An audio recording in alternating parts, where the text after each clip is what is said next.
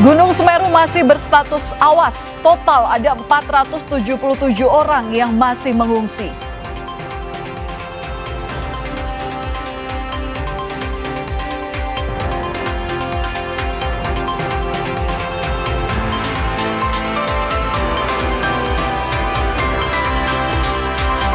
Polisi menemukan Alvaro, bocah yang hilang sejak 8 bulan lalu dalam kondisi meninggal dunia.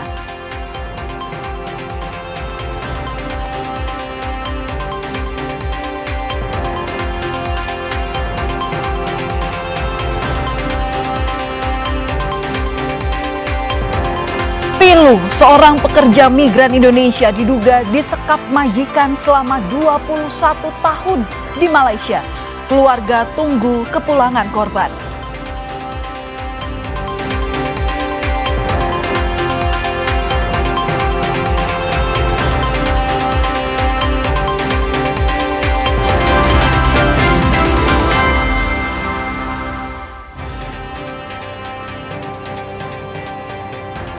Halo saudara, selamat malam. Apa kabar Anda hari ini? Kompas Malam kembali hadir dengan sejumlah informasi menarik yang patut Anda simak. Kali ini bersama saya, Valentina Sitorus. Kita ke informasi pertama, saudara. Polisi menangkap pelaku pembunuhan guru di Kabupaten Ogan Komering Ulu, Sumatera Selatan yang ditemukan tewas terikat di kamar indekosnya 19 November lalu. Pelaku merupakan tetangga korban.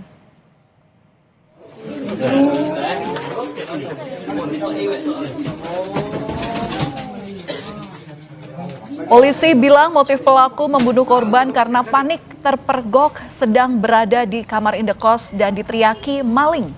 Pelaku yang bukan warga indekos ini tiba-tiba menginap di salah satu kamar kontrakan yang kosong. Namun saat pemilik kontrakan mengecek kamar kontrakan, pelaku yang panik kabur ke kamar korban lewat atap plafon.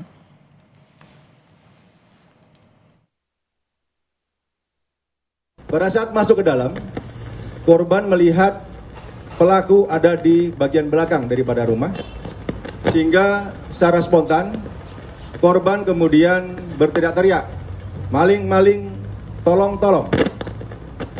Akibat teriakan tersebut, kemudian pelaku serta-merta membungkam mulut daripada korban.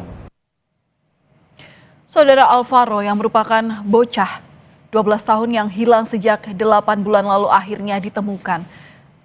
Ralat, maksud kami, bocah yang berusia 6 tahun ini ditemukan meninggal di kawasan Jabodetabek.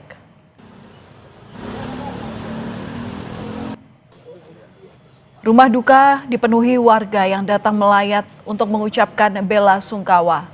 Isak tangis terlihat dari nenek Alvaro yang tidak kuat menahan kabar duka. Saat ini jenazah Alvaro berada di kamar jenazah Rumah Sakit Polri untuk proses penyelidikan lebih lanjut.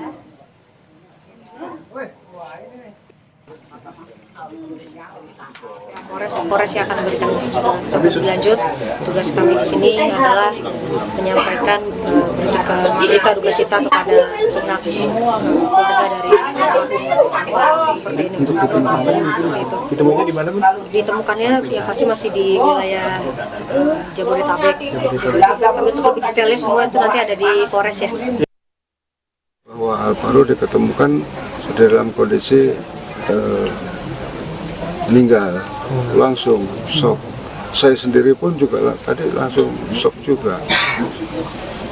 Gimana nggak shock kita, karena Alvaro itu sejak kecil itu ikut saya. Ya kondisinya kita juga sendiri belum tahu seperti apa penemuannya itu. Ya otomatis namanya sudah 9 bulan ya. Dan untuk mengetahui kabar terkini pasca ditemukannya Alvaro dalam kondisi meninggal, kita akan bergabung dengan jurnalis Kompas TV Eril Wiranata dan juru kamera Alfa Farid di rumah keluarga Alvaro yang ada di kawasan Pesanggerahan, Jakarta Selatan.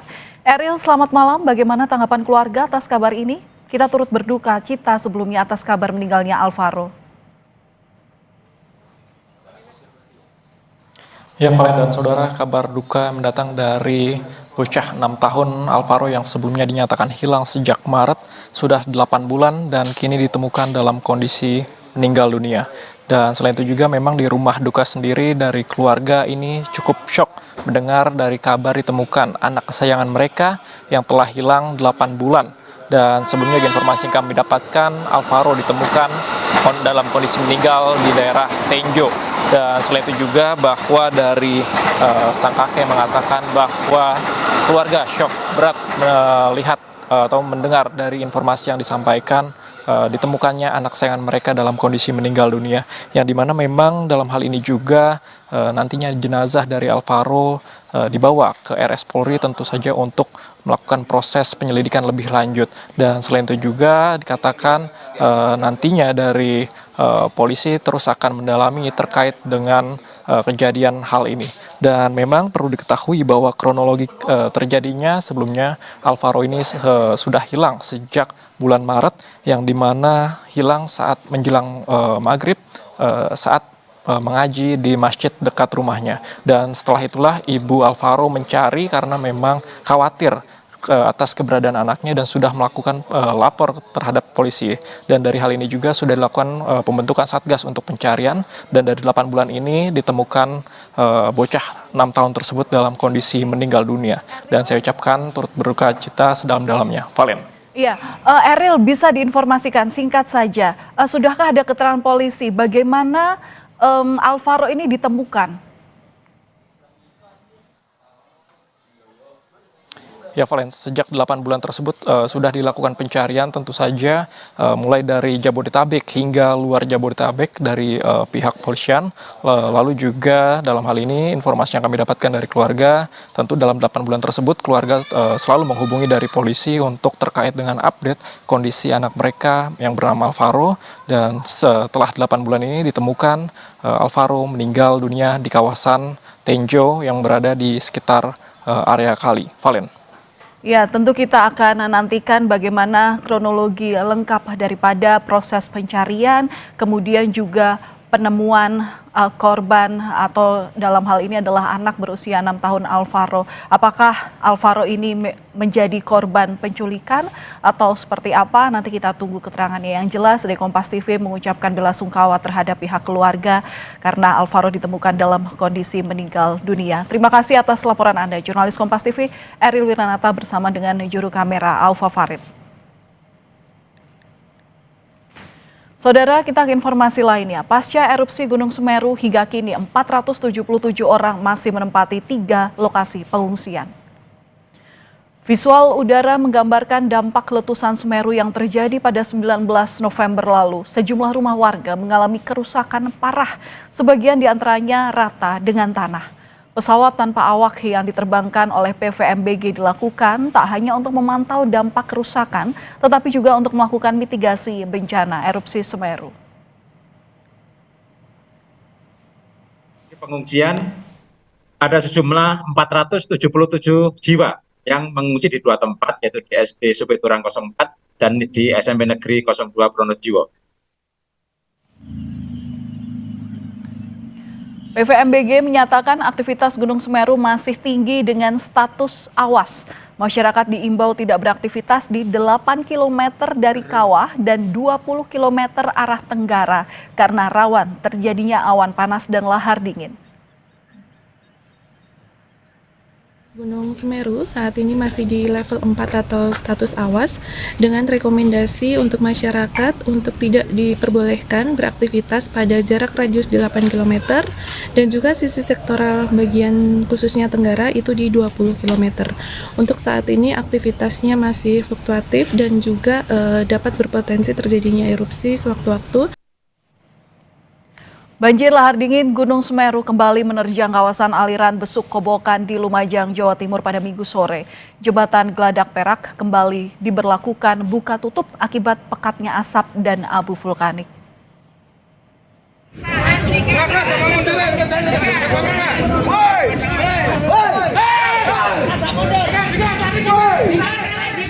Banjir lahar dingin menimbulkan kepulan asap putih yang membubung tinggi di atas jembatan Geladak Perak. Tebalnya asap bercampur abu vulkanik membuat para sukarelawan menutup sementara jembatan. Para pengguna jalan yang ingin melintas diminta mundur atau berbalik arah. tutup karena letupan semakin kencang agar tidak terjadi sesuatu hal yang tidak kita inginkan. Masyarakat ditingkatkan kewaspadaan untuk melintas perlintasan jembatan Geladak Perak. Diberlakukan jalur buka tutup melihat kondisi letusan sekunder yang terjadi. 4 hari pasca erupsi Gunung Semeru, 477 warga mengungsi. Dan untuk membahasnya, kita sudah terhubung lewat sambungan daring Kepala Pelaksana BPBD Kabupaten Lumajang, Bapak Is Nugroho. Selamat malam, Pak Is. Selamat malam, Mbak Valentina. Iya, Pak Is, jadi sampai sekarang di mana saja titik-titik pengungsian? Baik, Mbak Valentina, jadi sampai malam ini titik-titik pengungsian yang tersedia ada di 2 tempat. Yang pertama di SD 04 Supiturang, yang kedua ada di SMP 02 Pronojiwo. Sebagian dari warga ada yang mengungsi di rumah kerabat. Jadi begitu, Mbak Valentina. Iya, Pak, ini kan status dari erupsi Gunung Semeru masih level 4 atau status awas. Artinya masih akan ada letusan Semeru yang bisa terjadi kapan saja. Kami mendapat informasi bahwa jumlah pengungsi itu ada di angka 447. Koreksi jika saya salah. Apakah jumlah ini masih sama atau ada tambahan? Baik, Mbak Valentina, berdasarkan data update yang kami terima hari ini sampai pukul 20.00 ada peningkatan jumlah pengungsi yang berada di SDN Supiturang 04 sejumlah 221 jiwa. Lalu yang di SMP 2 Pronojiwo ada sejumlah 307 jiwa.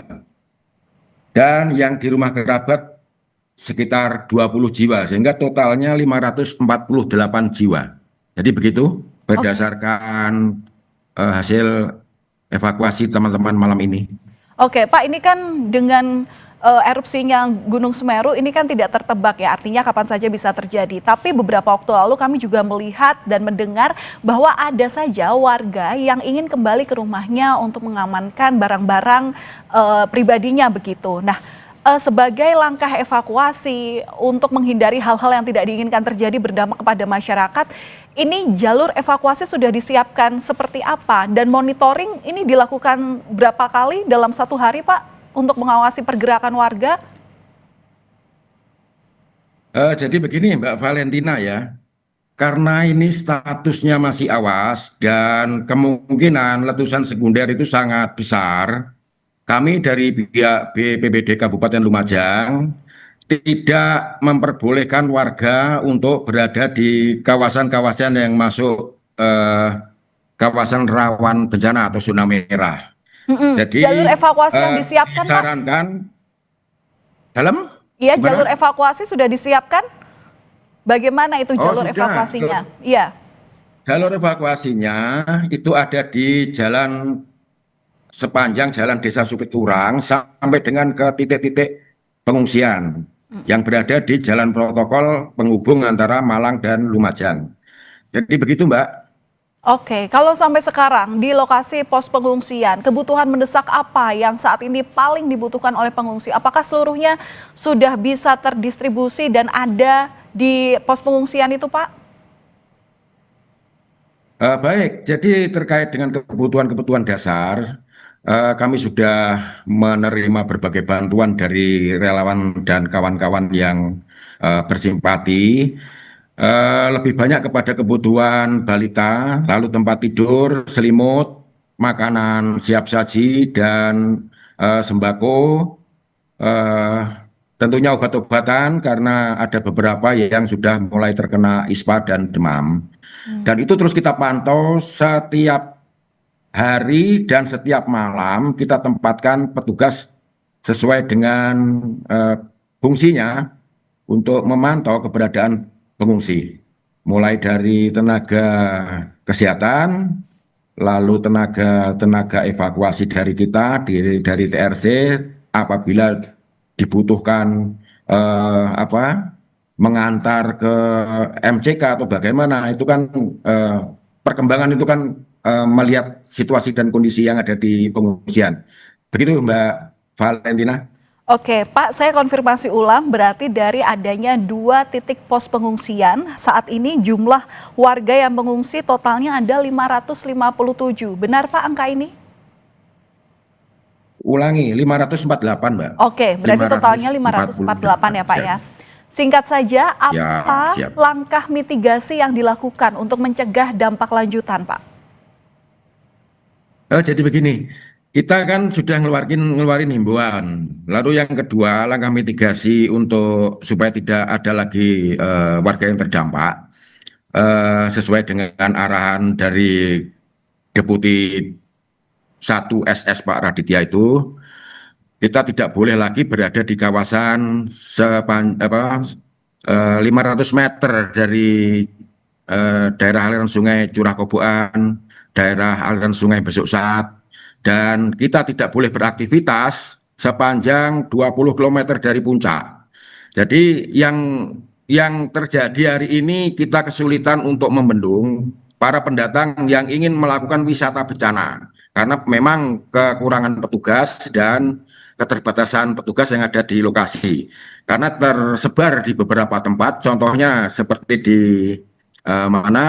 Jembatan Curah Koboan itu sempat terjadi tadi luapan asap sekunder dan petugas belum bisa menghalau, artinya belum bisa menghalau itu, warga tetap nekat untuk melakukan wisata bencana. Dan kita insya Allah besok ya memberikan rambu-rambu larangan jelas kalau perlu memang polisland pada simpul-simpul yang rawan warga bisa terdampak. Karena kita melihat potensi luncuran letusan sekunder itu masih dimungkinkan terjadi. Begitu Mbak Valentina. Oke, Pak, ini juga memastikan bahwa setidaknya letusan erupsi Gunung Semeru ini jangan sampai mengenai korban. Apakah untuk pemantauan di lokasi ini dilakukan secara berkala? Artinya dampak dari letusan Semeru di desa-desa ini kemudian tetap dilakukan monitoring untuk mencegah adanya korban yang mungkin saat itu belum sempat ke pos pengungsian.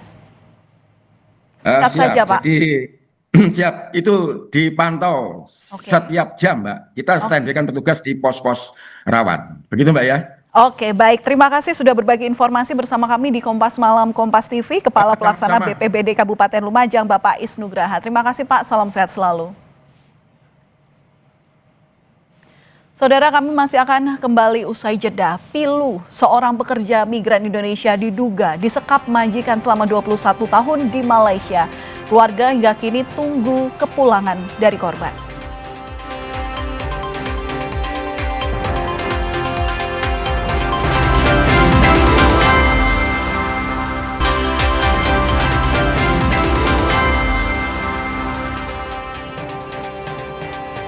Diduga disekap majikan selama 21 tahun di Malaysia, seorang pekerja migran Indonesia asal Temanggung, Jawa Tengah akhirnya berhasil diselamatkan dan telah diamankan oleh KBRI Malaysia. Keluarga Seni yang merupakan pekerja migran korban dugaan penyekapan majikan bersyukur karena akhirnya bisa mengetahui kabar dari Seni setelah 21 tahun hilang kontak. Seni diketahui merantau ke Malaysia untuk bekerja sejak tahun 2000. Namun setelah 4 tahun bekerja, keluarga kehilangan kontak.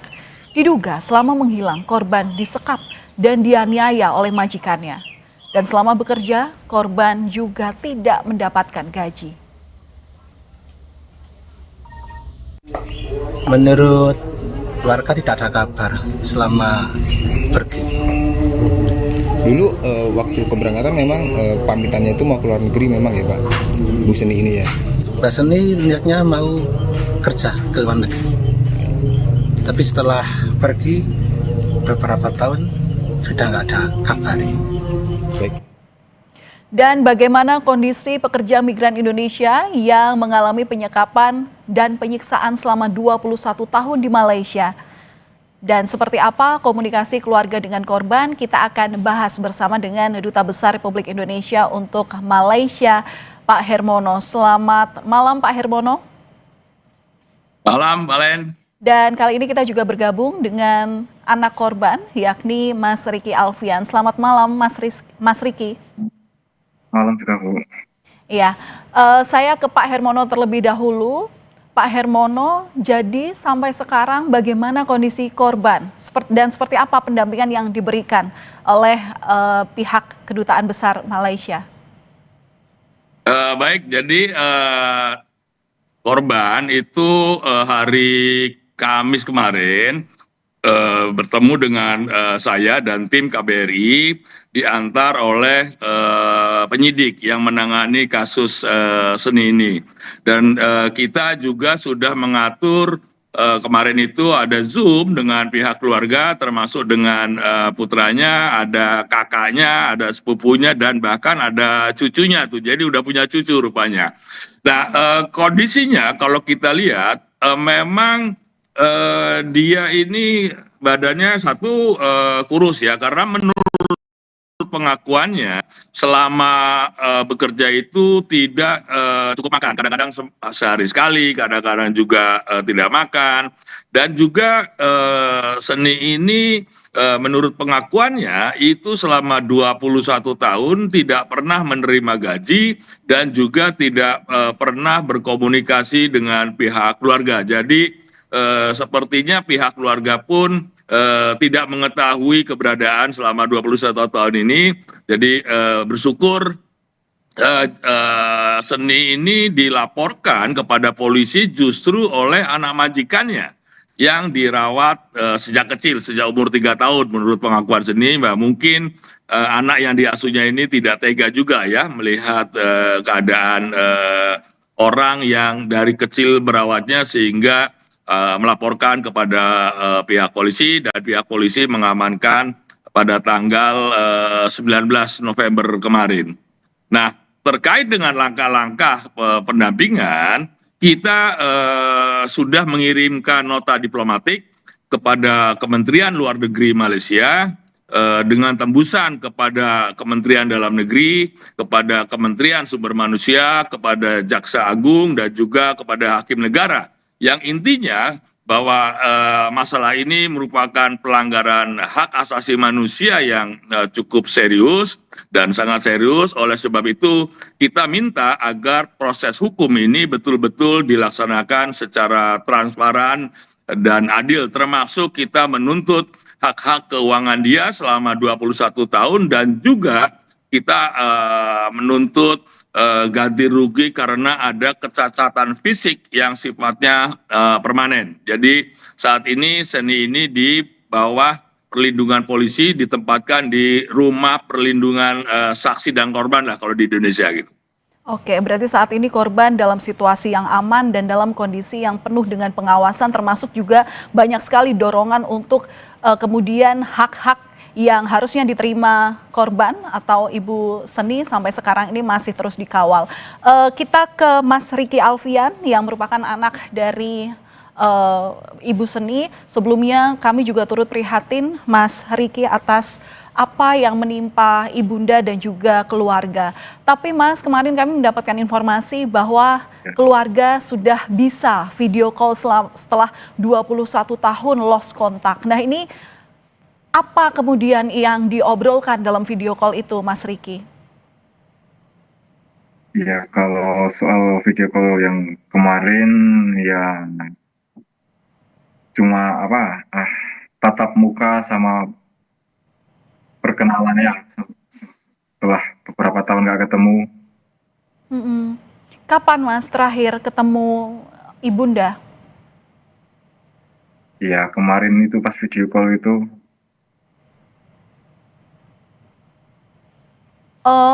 Saat itu ibunda untuk berangkat bekerja ke luar negeri, ingat nggak Mas Riki usia berapa? Ya, kalau seingat saya ya mungkin sekitar umur 3 tahun ya, Bu. Oke, 3 tahun sudah terpisah dari ibu. Oke, mungkin kalau boleh diceritakan lebih panjang, Mas Riki, kami beranggapannya ada rasa kangen, tapi juga ada rasa canggung karena waktu itu sudah sekian puluh tahun Mas Riki tidak bisa bertemu ibu. Apa Mas obrolan yang waktu itu disampaikan? Mungkin tadi adalah kayak perkenalan ulang, tapi seperti apa Mas? Kalau boleh kami tahu. Ya gimana ya, kalau kemarin ya masih canggung ya Bu, karena telah lama nggak ketemu, terus ketemu ya masih bingung ya Bu. Gimana Mas? Ya masih canggung lah, karena lama nggak ketemu, baru kemarin juga baru ketemu, ya masih bingung lah kalau soal obrolan lah Bu. Iya, oke. Mas, ini ada Pak Dubes yang pasti akan membantu seperti apa keluarga untuk bisa berkumpul kembali. Ada yang mau disampaikan mungkin ke Pak Hermono, Mas Riki? Ya mungkin minta tolong dijaga dan apa ya,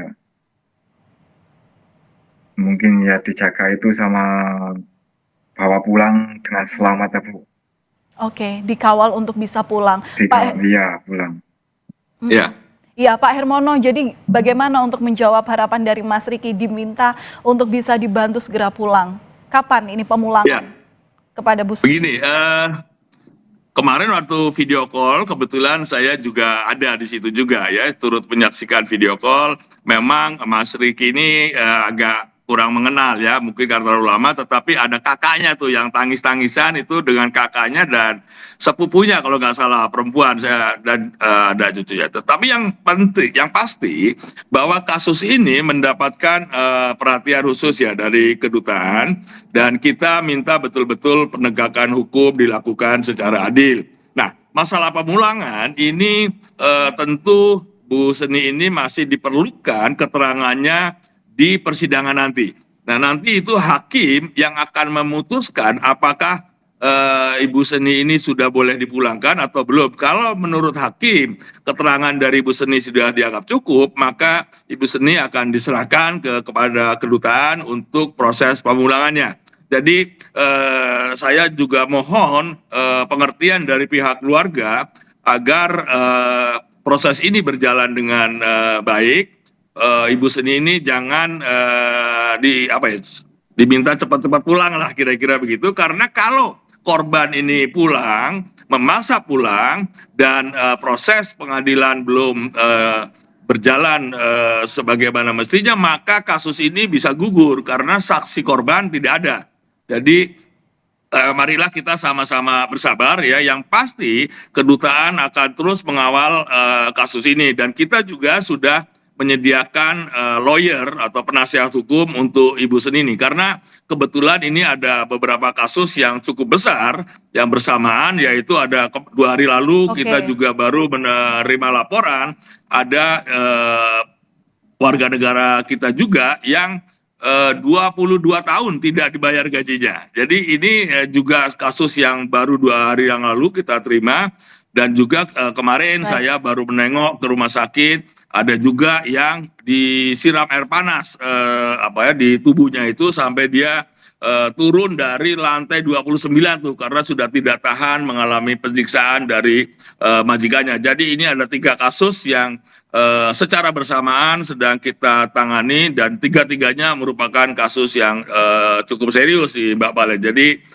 mungkin itu, jadi mohon Mas Riki bersabar agar proses ini berjalan dengan baik. Pasti kita akan pulangkan kalau memang pengadilan sudah membolehkan Ibu Seni ini diantar ke keluarganya di Temanggung ya. Oke, baik. Mas Riki, ada hal-hal yang mau disampaikan sebagai harapan kepada Ibu khususnya? Ya mungkin jaga kesehatan di sana biar bisa cepat ketemu. Iya, baik. Pak Hermono, harapan yang disampaikan keluarga adalah hal yang berat meskipun dengan kata yang singkat, supaya menjaga kesehatan. Kami berharap semoga Bu Seni di sana, KBRI yang juga turut mengawal kasus ini untuk memperhatikan bagaimana pengamanan termasuk juga kesehatan dari beliau. Terima kasih banyak Pak Hermono sudah berbagi informasi kepada kami, dan juga Mas Riki. Sekali lagi terima kasih banyak atas waktunya bergabung bercerita bersama kami di Kompas Malam Kompas TV. Salam sehat selalu. Bapak dan Terima Mas kasih Riki. Valen, terima kasih Mas Riki ya. Mohon bersabar, pasti kedutaan akan mengawal kasus ini dan akan menjaga Ibu Seni dengan sebaik mungkin.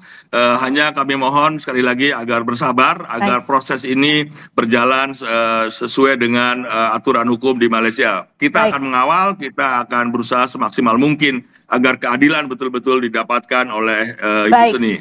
Iya, baik. Terima kasih. Kami tunggu progres selanjutnya, Pak Hermono. Selamat malam. Kami akan kembali dengan informasi olahraga. Saudara, usai jeda, PSSI terus godok calon pengganti Patrick Kluivert. 5 nama telah dikantongi PSSI.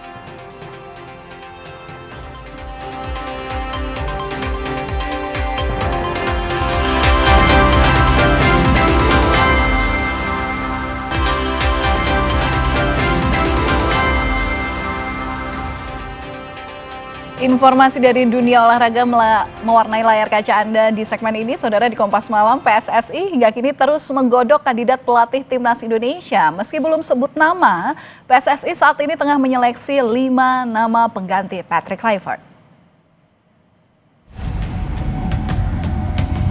Usai gagal ke Piala Dunia 2026, PSSI mengakhiri kerjasama dengan Patrick Kluivert. Timnas Indonesia kini tanpa nahkoda. Jai IJCS bahkan tak melakoni laga FIFA Matchday 15 dan 18 November kemarin. PSSI mengaku tengah menyeleksi 5 nama sebagai pelatih baru Timnas. Siapa saja kandidatnya, PSSI belum mau membukanya ke publik. PSSI saat ini sementara memproses 5 calon pelatih Timnas senior. Berikan kesempatan kepada kami untuk menggodok itu, dan tentu kami masih menjaga untuk tidak kami sampaikan nama-nama tersebut. Beberapa hal menjadi pertimbangan karena belum ada kepastian dari 5 ini siapa yang kita pilih. Maka semoga secepatnya bisa sesegera diputuskan dan terjadi kesepahaman, kesepakatan dengan tim yang diputuskan. Lalu kemudian tentu secara prosedur akan disampaikan ke eksekutif komite dan tentu di sana akan diputuskan secara bersama-sama. PSSI mengutus Ketua Badan Tim Nasional atau BTN Sumarji ke Eropa untuk menemui para kandidat pelatih. Namun Wakil Ketua Umum PSSI Zainuddin Amali menyanggah spekulasi kandidat arsitek anyar Timnas Indonesia berasal dari benua biru, seiring dengan perjalanan Sumarji ke Eropa. Hasil dari pertemuannya di Eropa nanti akan dibawa dan dipresentasikan di hadapan rapat komite eksekutif PSSI untuk diambil keputusan final. Dan beliau yang diminta untuk bertemu dan mewawancarai. Dan tentu dari situ kan ada nominasi-nominasi. Belum tentu juga yang diwawancarai ini juga bersedia kan gitu. Yang penting Pak Marji datang dulu ya ke sana. Dan setelah itu Pak Marji harus melaporkan pada Esko. Tidak saya tidak memastikan dari Eropa, tapi Pak Marji akan berangkat ke Eropa. Satu nama yang mencuat sebagai kandidat arsitek Timnas adalah Timur Kataze. Pelatih yang berhasil meloloskan Uzbekistan ke Piala Dunia 2026 itu mengaku sempat dihubungi PSSI. Namun sampai kini belum ada langkah konkret. Federatsiyadan albatta chiqishdi, Sumarji degan hisob bilan просто xohishini aniq xohishini bilish uchun qildi. Xohish bormi yo'qmi degan narsani boshqa narsa qilmagan. Undan keyin gaplashishgan.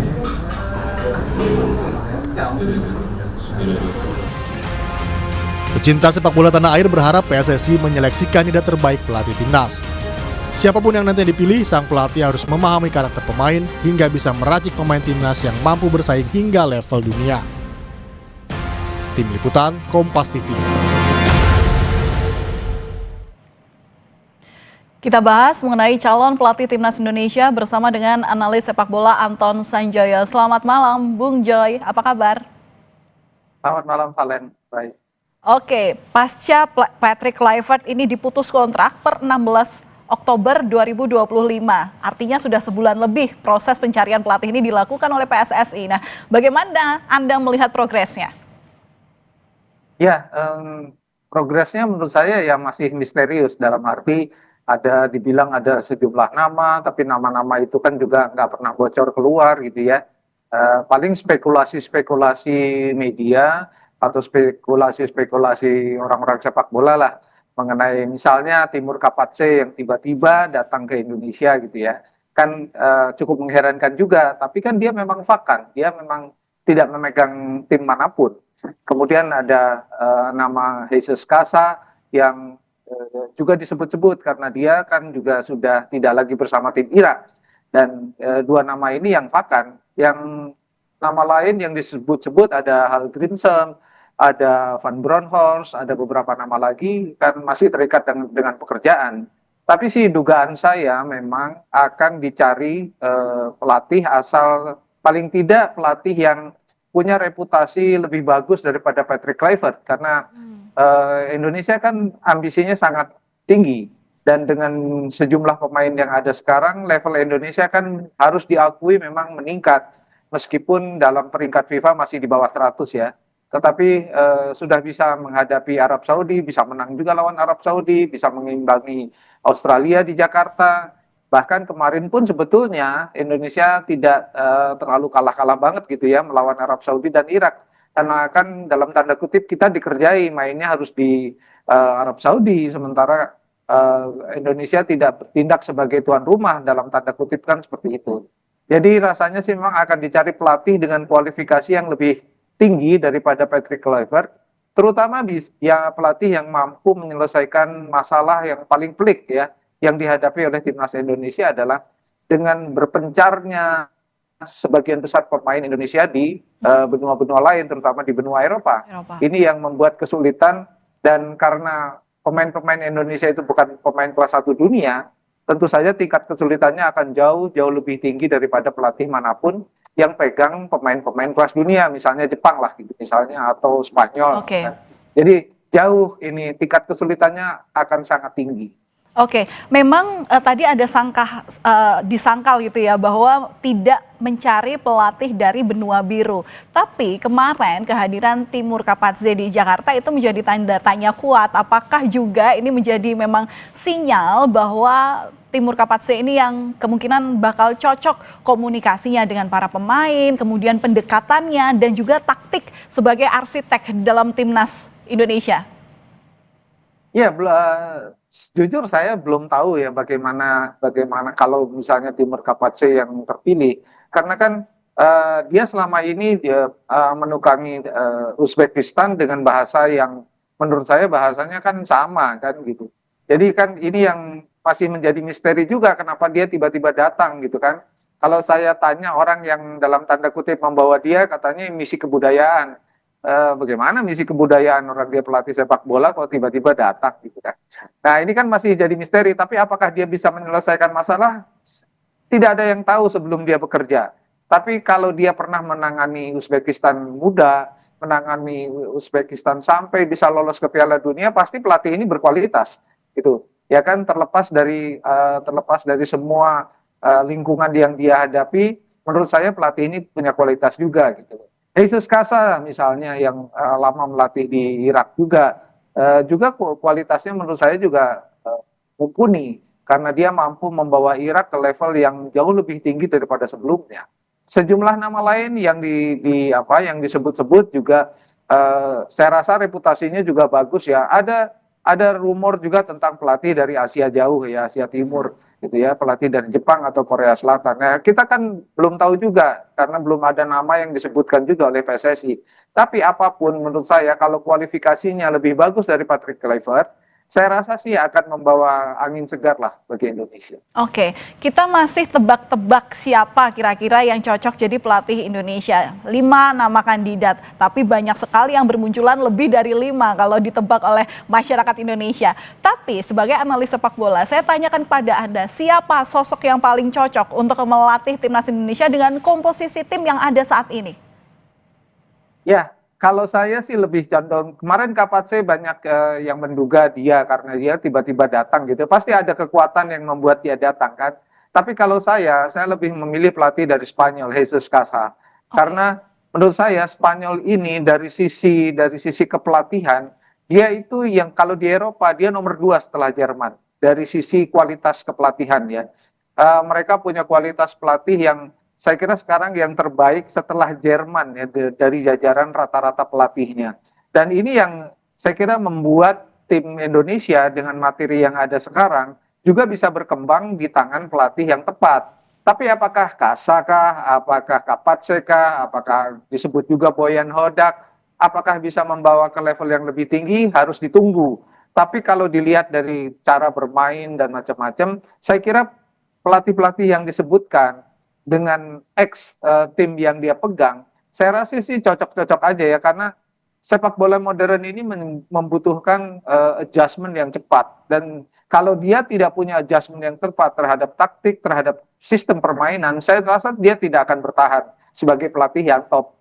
Nah ini saya kira yang disebutkan, beberapa yang disebutkan ini, menurut saya ya kualifikasinya cukup mumpuni lah. Kalau saya sih favoritnya 2 sebetulnya ya, Jesus Casa dan Kapatse, karena dua-duanya menurut saya, satu mereka adalah pelatih yang tidak terikat oleh tim lain, dan yang kedua mereka sudah membuktikan bersama tim nasional masing-masing. Jadi rasanya sih saya memfavoritkan dua pelatih. Iya, oke. Jesus Casas ini adalah pelatih asal Spanyol yang kalau nggak salah melatih timnas Irak sejak tahun 2022, betul ya? Oke, kita nantikan siapa kira-kira yang cocok, siapa kira-kira pelatih yang terpilih untuk jadi arsitektur untuk timnas Indonesia. Kita nantikan bersama apakah prediksinya Bung Joy ini juga benar. Kita nantikan Bung Joy. Terima kasih sudah berbagi analisa Anda bersama kami di Kompas Malam Kompas TV. Salam olahraga. Terima kasih Valen. Saudara, militer Israel melancarkan serangan udara ke Gaza pada Sabtu waktu setempat. 24 orang tewas. Informasinya usai jeda hanya di Kompas Malam.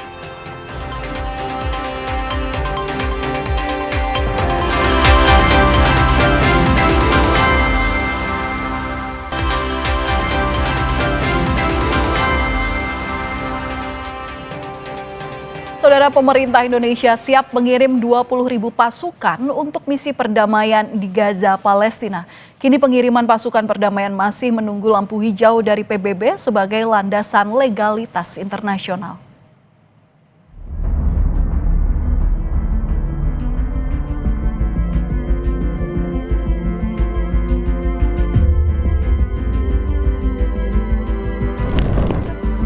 Resolusi Dewan Keamanan PBB terkait pembentukan pasukan stabilisasi internasional di jalur Gaza membuka ruang pelibatan pasukan asing dalam upaya menciptakan perdamaian di tanah Gaza. Indonesia menjadi salah satu negara yang menyatakan kesiapan penuh bergabung dalam misi perdamaian di Gaza.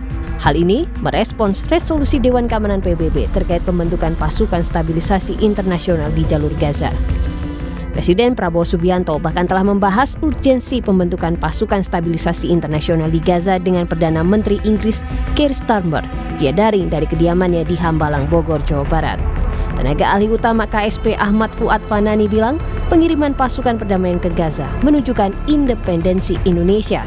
Pemerintah memastikan Indonesia tak akan terjebak dalam pusaran konflik kepentingan Amerika Serikat di tengah upaya meredam konflik di Gaza.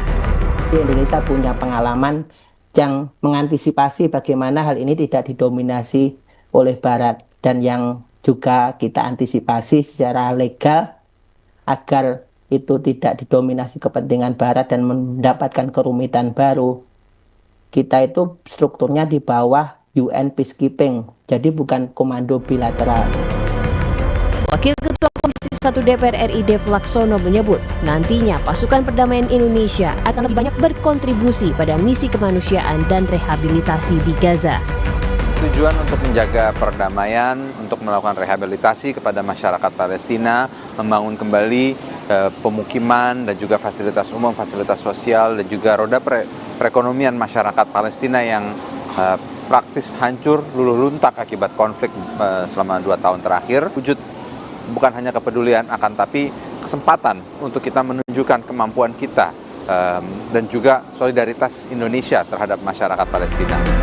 Presiden Prabowo Subianto beberapa kali menegaskan kesiapan Indonesia dalam misi perdamaian di Gaza. Prabowo menyebut Indonesia siap mengirim sekitar 20.000 personil TNI bila mandat PBB sudah diterbitkan. Gimana kesiapan Indonesia? Kami katakan kami siap. Kalau diminta pasukan penjaga perdamaian, pasukan peacekeeping, Indonesia siap. Selain Indonesia, negara yang siap mengirim pasukan ke Gaza adalah Mesir, Uni Emirat Arab, Azerbaijan, Qatar, Arab Saudi, Turki, dan Pakistan. Jalan menuju perdamaian tidak pernah mudah, tapi langkah sekecil apapun membawa harapan bagi jutaan warga Palestina untuk hidup damai di tanahnya sendiri. Tim Liputan, Kompas TV. Informasi usai jeda, seorang warga di Bekasi, Jawa Barat tewas akibat ledakan benda yang diduga mortir saat tengah dipotong.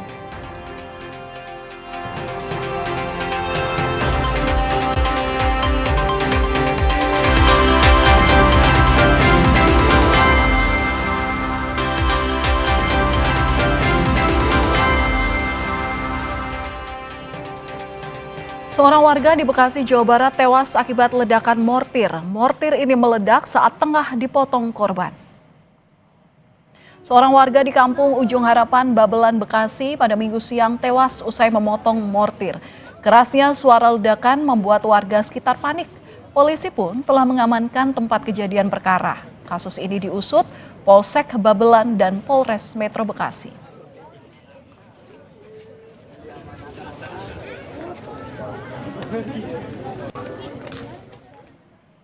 Dan kami tutup Kompas Malam sampai di sini. Saya Valentina Sitorus pamit. Terima kasih atas perhatian Anda. Selamat istirahat. Sampai jumpa.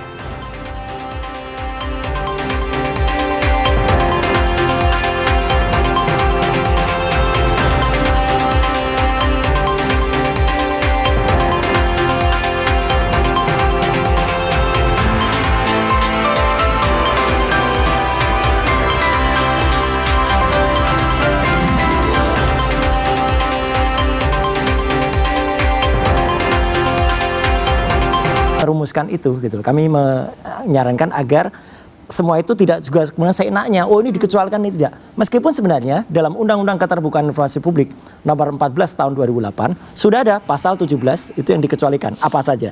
Dan di situ jelas betul ijazah tidak masuk.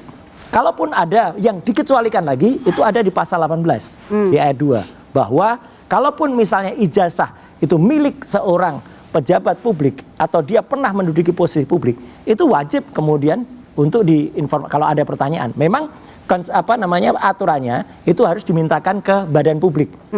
Selaku presiden waktu itu masih menjabat itu badan publik. Tapi kalau dia sudah nggak menjabat lagi, jabatan publik itu tetap melekat pada dia. Makanya kemudian ada teman-teman dari Bon Jovi